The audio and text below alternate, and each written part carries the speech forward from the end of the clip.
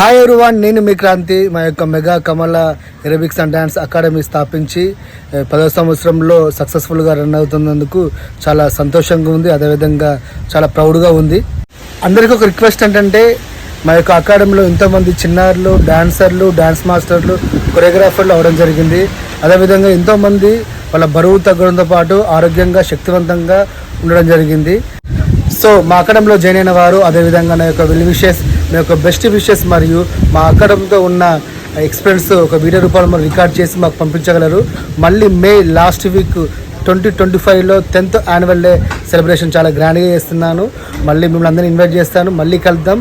Thank you so much. Bye.